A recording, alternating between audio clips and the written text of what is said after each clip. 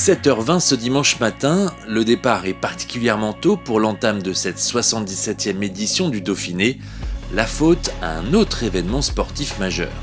Je crois que par rapport à Roland-Garros, le départ a été avancé, du coup départ de la course à 10h, c'est un peu plus matinal, donc forcément il y en a qui ont un peu plus de mal à se lever.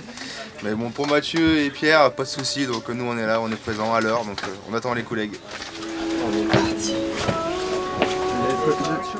Mais ce démarrage matinal n'efface pas le plaisir d'être là, notamment pour Emilien et Jordan, qui découvrent l'une des plus prestigieuses courses à étapes du calendrier.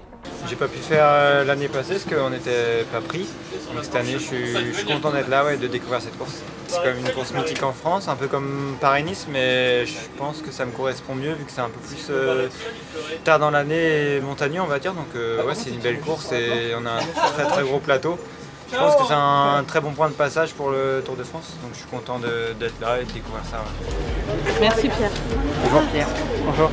L'épreuve démarre avec une première étape casse-pattes, longue de 195 km pour 2600 mètres de dénivelé positif. Une belle entrée en matière avec un final au sprint.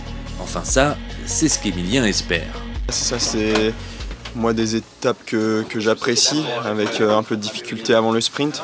Donc voilà, il y a vraiment une grosse équipe de sprinteurs avec la Trek et autour de Jonathan Milan.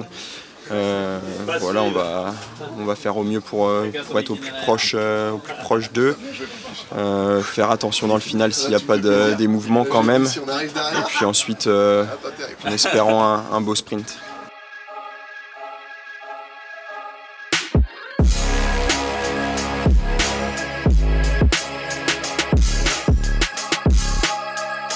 Deux hommes prennent rapidement la tête de course, l'écart avec le peloton n'excède pas les 4 minutes et se réduit au fur et à mesure que l'on approche du circuit final. À 6 km de l'arrivée, dans la dernière difficulté de la journée, Vingegaard, Pogačar, Evenepoel et Van der Poel attaquent. Le gratin du cyclisme mondial se dispute la victoire et c'est le Slovène qui s'impose au sprint. Emilien termine 11e et Anthony est 17e. Un bon résultat compte tenu des 10 dernières minutes de course. Voilà, regarde ce que je me suis mis en danseuse, après je vais être assis. C'est ça de volo. Si c'était une possibilité qu'un petit groupe arrive à s'échapper. Après, voilà, la descente est rapide, il n'y a pas réellement de vrais trains comme un peu sur le tour, il y en avait qu'un et ils ont vite reculé, c'était les treks. Et après, on est un peu en attente d'avoir s'il y a une bonne vague qui lance. Et on lance, mais c'est un sprint vraiment très rapide et on vient mourir sur le groupe d'échappée.